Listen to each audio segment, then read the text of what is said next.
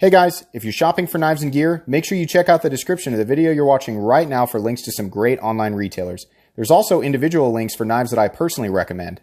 Thanks! What's going on YouTube? Metal Complex here, and today I've got kind of a fun video for you guys. I want to talk about the 10 most ridiculous little nitpicks that knife enthusiasts, knife collectors, knife users, knife reviewers, knife people in general obsess over. This is gonna be really lighthearted, right? I'm gonna talk about some of this stuff, why it's both warranted and kind of ridiculous at the same time. This knife world has grown and expanded, right? We all jump around, no matter who we are, we jump around, we watch different reviews, and there's certain things that we expect from our knives that, funny enough, ironically, as we use our knives, or as we've had them for longer periods of time, how necessary those elements are to be present kind of go out the window, right? So, in a lot of ways, I'm making fun of myself as a reviewer because I absolutely, every single one of these little things I obsess over. But periodically I step back and go, wait, why does this matter so much, right? Because in practice, I find that a lot of it is kind of, not trivial, but it's my obsession over these little things kind of is just not 100%. It's not always like, it wasn't as big of a deal as I made it, right? So, just understand this is all just for entertainment. It's just kind of, it's funny to step back and realize how crazy some of us get, The knife world has a way of drawing you in and making you really nitpicky in particular about stuff, and sometimes it's fun to step back and for me, it's fun to step back and laugh at myself, so I encourage you to as well. Please follow me on Instagram at metal_complex. And if you're enjoying the daily content on this channel, please feel free to support me on Patreon. There will, of course, be a link down in the description. Your support would mean the world to me. Let's start off here with the first one that's been kind of silly for a long time, but I still find that I obsess over it. Early lockup. Especially on like a frame lock. Here's an example of an XM18 3.5 inch. By the way, a lot of these knives are available at retailers listed down below. Early lockup on a frame lock.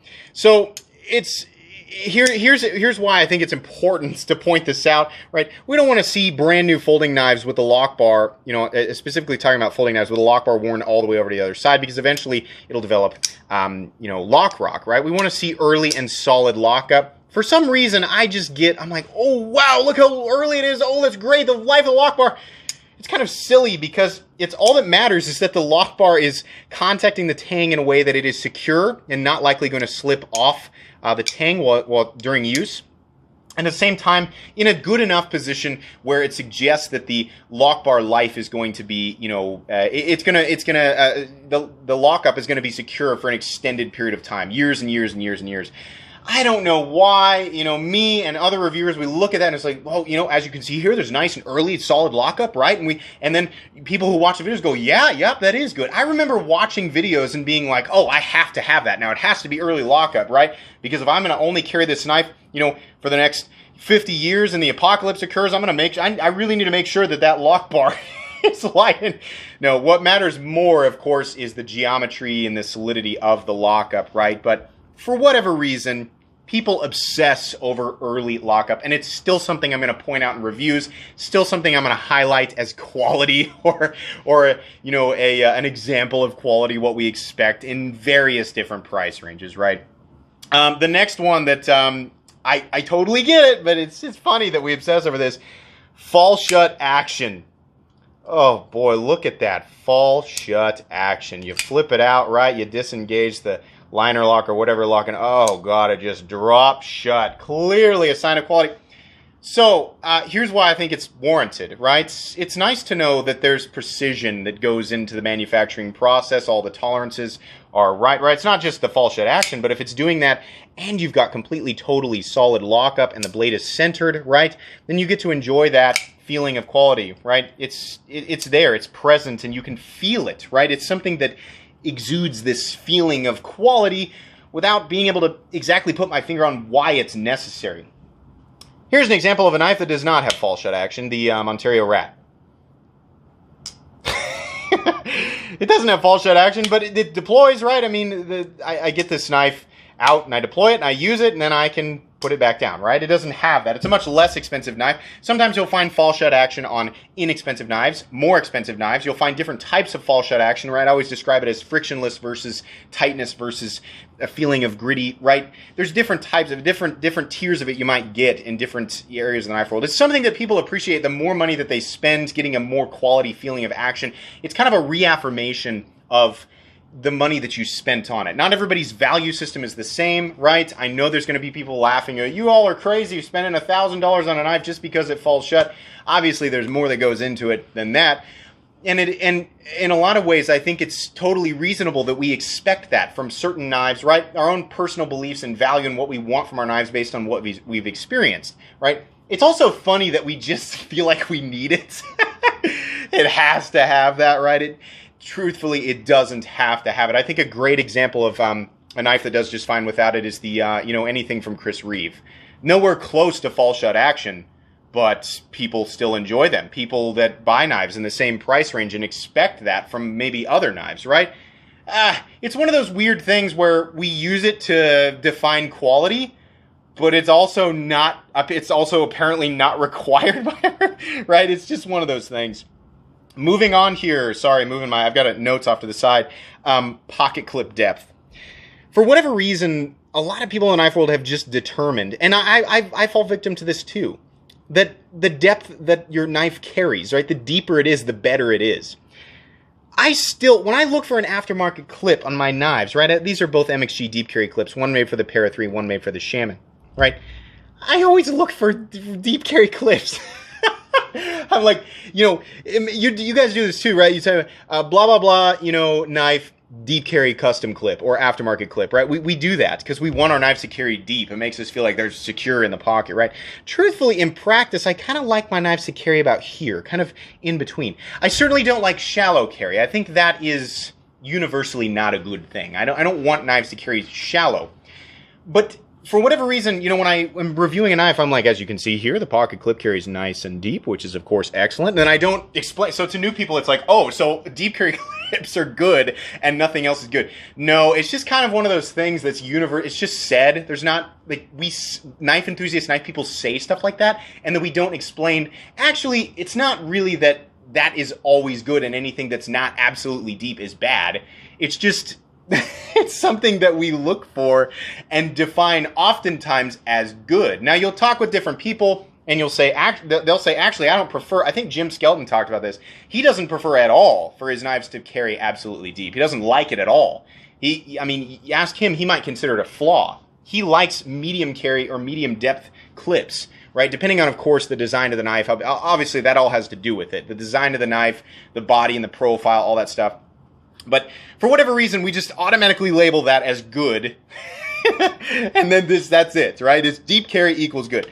No, not necessarily, but yeah, I do that for sure. Next up, the overemphasis on ungodly thinness behind the edge. Now listen, obviously, knives are meant to cut, right? So a knife with a really thin edge, especially considering most of us are just general EDC-oriented people. We like knives, we'll spend money on crazy stuff that might have a different theory of use, would be good or bad in different places, right? The hard use thing, of course, is still very prominent. Most of us are just using our knives for simple stuff, right? Get them out, cut them in a box, cut them in a package. And, by the way, this is the Civivi Ortis, one of the best knives of 2020 and one of the best... This is not the budget version. There is a budget version of it that comes in at like $40. It's one of the best budget knives that exists. This one's more expensive, about $80 for carbon fiber and Damascus. But anyways, Civivi does a good job of always having their knives really thin behind the edge, which speaks to a lot of people, right? A lot of people using knives for regular tasks, because knives that are super laser beamy thin behind the edge, laser beamy is a new word, yeah, it glides through material easily. There's low drag, right? And it doesn't slow you down. The reason I think it's kind of ridiculous to really obsess over that and to label it as just like universally a good thing, right? And everything, we insinuate that, right? Knives of different geometries behind the edge will be better or worse in certain circumstances, right? Obviously, on a more heavy-duty knife like this Cold Steel SR1 Light, the edge is going to be thicker. The blade is going to be much more resilient to heavy impact cutting or harder use than something like this. Even though 90% of people aren't using knives as hard as what you would how you would use the SR1 Lite, right? But we just automatically were like an example, like here's an example of my review. Oh, and as you can see here, oh, we have this, you know, wonderfully thin on the spine, right? And it drops down to this beautiful, oh, it's just laser beam thin. Oh gosh, it's so thin. Oh, blah, right? We do that. Knife reviewers do that. Knife people do that, right? And then so new people coming in are like, oh, so that's good, and any other geometry is bad. No. There's flat grind, there's hollow grind, there's convex edges, right? There's different geometries of blade, different spine thicknesses, right? There's different, throw in the whole different blade steel compositions and different usage environments. Good edge geometry is designed by or is defined by the environment and the, you know, how the knife is going to be used and for what, right? There are so many variables. While thin geometry is generally preferable to a larger group of people interested in knives because more of us use our knives for simple tasks that, you know, that thin geometry is a benefit towards. It's something that we just automatically emphasize as this is good and everything else isn't. So yeah, you know, it's kind of funny. I do that too, right? I actually prefer a thicker blade. I like the chunkiness just because, right? Most of the time, even a chunkier blade, right? Like the Shaman. Substantially thicker behind the edge than this guy. Both of them break down boxes pretty easily, and honestly, I kind of just prefer the feeling of or even if the blade has a little more drag to it through material, kind of like how that one feels in the hand a little bit more. It's a little more robust, feels more, you know, ready to use for a long period of time. There's a lot, I mean, personal preferences go into it, right? It's just kind of funny. Balance. This is one of the funniest ones to me. Balance, right? How many times you guys watch the video? And it's probably some of them have been mine. As you can see there, right there, where you know, the primary position for your index finger, as you can see here, this knife has wonderful balance, right? And reviewers will say things like, so, you know, despite the fact that this knife weighs X amount, it really feels like it's less because the balance between the blade and handle, right, is just right in the center. So it's funny. It is a measure of, I mean, like, it is partially justified because it's a measure of, you know, like, how much care was taken in the design of the knife. Obviously, balance is a good thing, right? I mean, it adds this little element of, oh, it's kind of light and wieldy in hand. If you go out and use a knife for 30 minutes at a time, any perception of balance kind of goes out the window. Not always. Obviously, a bigger, heavier knife, if you're doing chopping tasks, different types of tasks, right? More often than not, heavier types of cutting, where you're putting a lot more energy into the cut or even the swing, like if you're talking about a machete, right? Balance, I think, plays a way bigger role.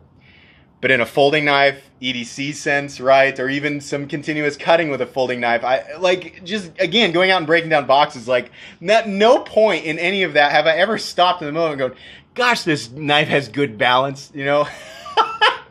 Some people will, and again, I do that during my reviews. I'll pick knives up and be like, oh, the balance. You know, now that I've added the titanium scales to the Shaman, it's really butt heavy. You know, this is something that I should point out. I do think it's a good idea to point that out, but it's funny that, you know, when it finally translates to use, it ends up being not only not a big deal, or not nearly as big of a deal, but it's not really something that people think about. If they have the knife that they want, they have the knife that they love, and it does what they want it to do, then that nitpick that they may have originally bought the knife for is kind of gone, right? It's kind of silly. So it's justified and not. Like everything in this list, it's justified in some ways and not justified in other ways. Blade to handle ratio, not balance, right? This doesn't necessarily have to do with weight. The ratio between blade and handle, right?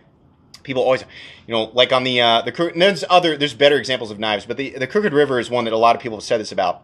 Oh my gosh, the blade to handle ratio on this guy is just excellent. 3.4 inches of blade, right, and a 7.8 inch overall knife. Gosh, that is great. Compared to the PM2, right, we have this ridiculously we have this ridiculously oversized handle, right? But then the cutting edge, you compare the cutting edge to the Crooked River, the PM2, and the Crooked River has way more cutting edge, right?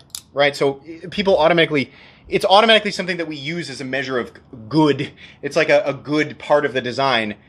But what they'd failed to mention in that situation, did I just spit? No, it's part of the background. This does have a ridiculously huge handle, right? But where you gain benefit in this knife is the ability to move your hand around into a lot of different positions that might be more or less comfortable depending on what you're using the knife for. The other thing people don't point out nearly as much, a lot of knives have similar 3 to 3.5 inches of blade is pretty common, right? There are not a lot of things that you can do with 3.5 inches of blade that you can't do with 3 inches of blade. So it's more so just like an aesthetic preference thing, right? Like, just to go into more detail, it is important to point that out because it is nice when you can get a lot of usable edge and you can reduce the overall size of the knife to make it a little bit easier or more preferable to carry over knives like the PM2, which take up a lot more room in the pocket because of the profile and the length of the handle. But after a long period of time of using either knife, it just becomes this object that you pull out and use to cut things. And if it's like really preferable versus somewhat preferable initially, that line ends up getting blurred and it just becomes your tool that you use for exactly the same stuff. And there's a million other variables, right? There's a lot of other preferences. It's not universally considered. It's like this is always better in every scenario versus this for everybody, right? That's just not the case. It's just something that reviewers and other knife enthusiasts alike, we just are like, yeah, blade to handle ratio, good, knife, good, right? It's funny. Next up, it's one of my favorite ones. Lock strength, potential lock strength. Here we go, cold steel fans, get ready to be soured. The lock strength, right? How durable is the lock? Well, the cold steel triad lock has 3 points of contact, right? Your stability, laterally, vertically, horizontally, blah, it's all completely and totally solid, and there's no way, right? Versus a frame lock, right? If you hang a bunch of weight off the tip of the blade right after however many hundreds of pounds, well, you're going to fail that. Okay, I think it's perfectly reasonable to point out when certain types of locks have more strength in some, or would be potentially more durable in some environments than other locks, right? A better example would be if I'm going to go out and use a knife, kind of like whatever, like I'm going to go around and kind of cut and dig and maybe do a little bit of prying here or there.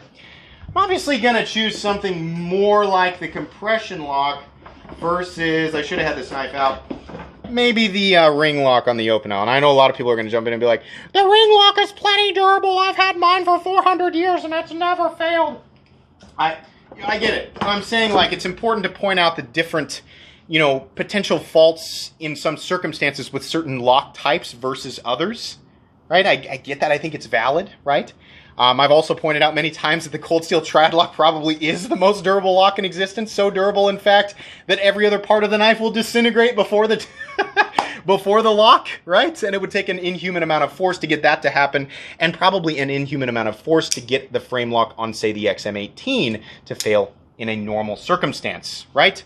So it's funny that we obsess over that, and I do highlight that. I do actually praise, like, the triad lock, and maybe like I emphasize how cool it is, like the deadbolt lock from CRKT. It's so cool that it's that strong, right? That's cool. It's innovative, right?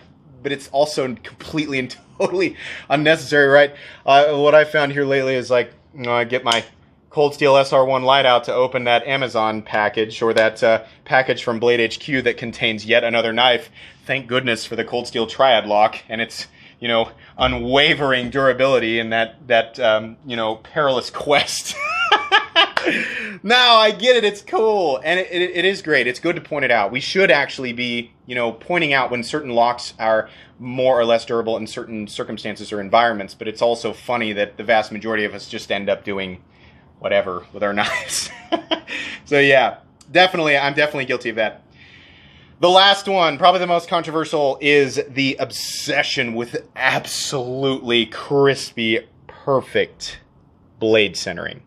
That blade is dead effing centered. Oh my God, that is just the most satisfying. I get it. I am so nitpicky when my brand new knife comes in and it's a microscopic grain, right? What do they call that? The smallest particle, the God particle, right? Whatever we discovered was the smallest particle that we had ever discovered in all of the biological world. If it's that much off, I'm sending it back. No, I wouldn't do that. But it's funny that we obsess over that. Knives naturally, no matter what the knife is, unless it's a fixed blade that doesn't fold, in which case the centering doesn't really matter because it's non-existent, right? The centering will eventually come slightly off, and then you just make an adjustment. So my PM2, I can't remember if it came centered or it didn't come centered. I actually have a video on how to center your blade, and I probably could get this one to go back center. The funny thing is how it is now, I actually have not adjusted this knife forever. You guys always see me use this as a size comparison knife, and I use it down here in my, what I call the dungeon, to unpackage stuff off camera, stuff that doesn't have to do with, you know, the channel, right? I get it out and I use it, right? The blade doesn't rub, and it's not centered. And initially that bothered me, and now I'm like, oh, well, whatever. You know, but if I get a brand new knife, it better be centered, right? And if it's not a brand new knife and I buy new scales for it, I'm going to go out of my way to make sure that it's centered. If I kept all of these knives for 10 years and some of them slightly came off centered and they stopped moving and they were still usable and the blade wasn't rubbing, I really wouldn't care. But we expect to see that now, even on budget knives, right? I mean, the standard version of this knife comes in at 40 bucks. I want that thing centered, right? That's what I want. Absolutely, completely, and totally centered, right? We have to have that. It is so important. It's actually more important that it's not rubbing. I understand it. I will point it out, and I will actually consider it a flaw, especially in a brand new knife if the blade is not centered, especially if it's an expensive brand new knife, if the blade is not centered. I'm going to count that, you know, but in terms of what we eventually use all knives for, or what they're made to be, it doesn't really matter what you use. If you bought it, you can put it in a display case and just look at it forever and just enjoy it being a perfect object, right? But if you do go out and use your knives, eventually the blade is factually going to come off centered, and as long as it's not rubbing, it's not going to hurt anything, right? And it ends up bothering us less and less and less over time. So it's a funny thing that we put so much emphasis on there. I guess there was one that I missed here. Did I talk about the whole ultra lightweight thing? No, I don't think I talked about that. It's funny that we put such a ridiculous emphasis on ultra incredibly lightweight knives being universally considered good, right? What does ultra lightweight mean? What does lightweight mean? I have no idea. I found that the general consistency in the knife world is, or at least the way that I measure it, is that a lightweight knife comes in something under 3 ounces, right? A lot of people, no, ultra lightweight is defined by exactly 1.88 ounces, the weight of a Benchmade bug out. That's the line. Anything lighter is ultra lightweight. Anything heavier is a brick, right? No, I'm kidding. Obviously, weight is going to matter more or less to some people. I actually have no problem with knives that weigh well over 6 ounces, right? In the case of the new full-tie Shaman here, 6.5 ounces. I'll still carry it, right? I think if you carry a lot of other items on your person, or you're wearing lightweight pant material, then a knife that has a smaller profile and weighs less is obviously going to be more preferable, right? I wear jeans, and I don't carry anything else other than my knife in my designated knife pocket, and the most stuff that I carry on my person at any one time are my keys, my wallet, my phone, and a knife. That's all the more that I want on my person, right? It's not a lot of stuff to me to carry in jeans, right? So something like this knife here, 6.56 ounces, I don't care if I can do the exact same thing with this and I can shave 4 ounces off of the total weight, right? I just don't care. I don't, the Delicate, this is the new K390 Delicate. It's okay. I like the Shaman more, so that's what I'm going to carry. I don't care even that the blade geometry or the edge geometry on this guy is much thinner, right? This is going to save me a microscopic amount of time in and out of the pocket, and might be, you know, it might glide through material ever so, you know, better, right? Overall, there's a lot of different things there, right? And again, that has to go with like all the different ratios, right? Knife reviewers, knife enthusiasts will celebrate a thin blade stock, good balance, good weight, right? Good edge geometry. We'll celebrate that, right? And make it seem like those things together all create this this universal culmination of perfection. But it's also completely, it's like silly that we zero in on that, because at the end of the day, I'm going to carry whatever I feel like because it makes me happy. And of course, if it's legal, right? In a lot of ways, this Delica in K390 is a substantially, by the standards of the knife community, right? And knife enthusiasts, knife reviewers in general, this is a substantially better knife all the way around than this full titanium Shaman, right? But I'm going to carry that anyway because I like it, because it makes me happy, right? So, yeah, all this stuff, it's the same thing. It's funny that we put so much emphasis on this and we go into such ridiculous detail about all these little tiny things when it, you know, it's like I've been saying, at the end of the day, you start using the knife, you start carrying it, you adapt to it, right? And, you know, it becomes second nature. It becomes an extension of your hand based on your preferences, right? carry the stuff that makes you happy. If you feel like it's quality, if you feel like it's worth the price, if it works well for you, for what you use it for, all of those things come together. Most of this stuff can be almost completely waived off. Then again, it's all stuff that we use to measure quality. Bits and pieces of this is stuff that we all use to measure these different areas of quality. Sorry about that. I got so carried away, I actually missed one. I'm sure people are counting are like, that's only 9, and he's going to end the video. There was one more that I skipped over that I didn't talk about. I'm going to talk about it here real quick. And this is something that I get back and forth in the comment section. And, you know, I think both sides of this are both right and wrong. And it's still something that people like me, people like reviewers and enthusiasts point out and just kind of vaguely label as good. And that's the necessity of a steel lock bar insert in either a titanium frame lock or in this case, a countersunk titanium liner lock, which you can see also has the insert. So some knives that are titanium frame locks, they have a steel lock bar insert, and the idea there, of course, and a lot of you know this, but if you don't know this, the reason for the lock bar insert on titanium is because steel will wear slower over time as the lock bar locks up and it engages the steel tang of the blade, right? Steel on steel, or a hardened steel insert against of course, a properly tempered or heat-treated blade. Those are two hard surfaces that will wear slowly over time versus a raw titanium surface on the frame lock. Now, what they used to do and what a lot of companies still do is carbonize that titanium surface, and that, you know, it makes it it's a harder surface and it decreases wear versus just a raw titanium frame lock or a raw titanium surface, right? So the steel lock bar insert reduces that wear. So people automatically consider that to be a good thing. Reviewers like me will pick up this a knife like the XM18 and go, as you can see, this new Gen 6 Hinderer, unlike the old Generation 4 XM18s, now has the steel lock bar insert, which is great because it reduces wear over time, right? And we just leave it at that. The funny thing is that the lock bar insert, you know, the steel lock bar insert will, you know, I mean, assuming, let's pretend for a second all steel or all titanium frame locks are exactly the same, the geometry is all exactly the same, right? Just to make my point, yeah, it will reduce wear versus even a carbonized titanium lock face, but the interaction, while harder, is more slippery. So the geometry has to be exactly right so to make sure that lock bar doesn't slip off the tang while you're using it, right? Most of the time with these newer companies, they get the geometry correct, so that's not a worry, right? But we automatically, a lot of people, you know, will say things like, in my comment section, they'll say things like, for that much money, it really should have a lock bar insert, which tells me that most people automatically consider it an upgrade over a carbonized titanium or a raw titanium lock. Not really the case. Actually, neither setups will wear fast enough. Right, both. I mean, if it's done right, you're still talking about a minimum of probably 20 years, right? Depending on how long you use it, right? If you don't use it very much, it'll last for hundreds of years, right? Maybe, I don't know.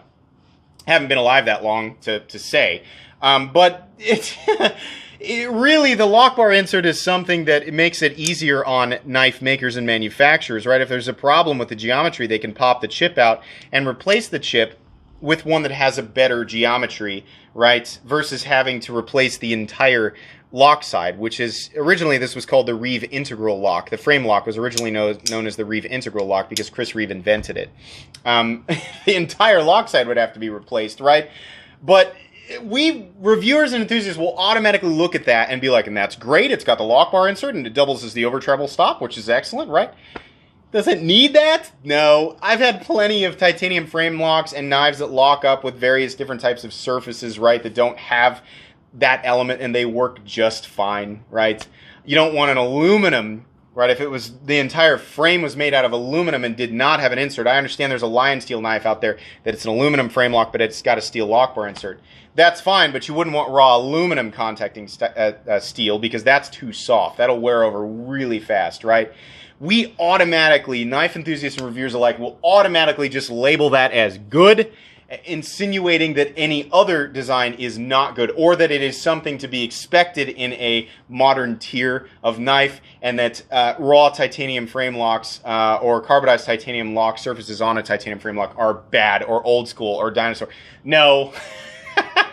No, that's just a little nitpick that, you know, it's just something that we all, you know, expect to see. It's just, it's funny, you know, because truthfully, The hinders that I've owned, the Gen 4s, flipping them hundreds or thousands of times, they end up roughly in the same place, right? Both of these, if I were to take a Gen 4 hinder and a Gen 6 hinder, and they both started off with this lockup, right? So the Gen 4 doesn't have the insert and the Gen 6 has the insert. If I were to squeeze this as hard as I could or push on this, both of them will go into a certain point and find that tight geometry and stick there, right about 50% usually, right? The older a knife is, the later it's going to lock up. The Lockbar insert, if we're comparing apples to apples, will probably wear slower, but you might be talking about, 40 years versus 50 years. The funny thing is that if you're in this tier of the knife world, you're collecting and buying and selling, trading so many knives so often that length of time is meaningless for the vast majority of us. Not for everybody, right? But for the vast majority of us, it really isn't that much of a thing. It's more important for maintenance, for down the road if something were to go wrong or something was wrong from the factory. It's easier, it's less expensive on the knife manufacturer's end. Okay, now truthfully, this is the end of the video. Again, this was all just meant to more so it was me trying to point out, don't take everything that I say so seriously. This channel is really just, it's fun. I do like to get in depth. I give you guys my honest thoughts. I will point out what I consider to be more or less quality, even if it's incrementally different from another design, right? I will point that out because I'm a knife fan. I'm crazy. I'm an enthusiast. I like this stuff. I'm going to comb over this stuff in extreme detail and give you guys those little teeny tiny details. But it is fun to step back and laugh at a lot of it, right? Because it's just, this is the product of being obsessed with something. And it occurs in different corners of every enthusiast territory. It doesn't necessarily have to be knives. People do this, right? Cars, guns, a whole bunch of stuff, right? It's fun. Hope you guys were able to laugh at this. At the very least, I hope that it was mildly entertaining. Please make sure to follow me on Instagram. If you enjoyed this video, please leave a like. If you'd like to check out my other content, I do, of course, have lots of videos of knives that are either expensive or inexpensive that I do or don't like, so check those out. And if you enjoy all my content, go ahead and click on that Metal Complex logo right there and subscribe because there's definitely more coming. Thanks again for watching, everybody, and have a great day.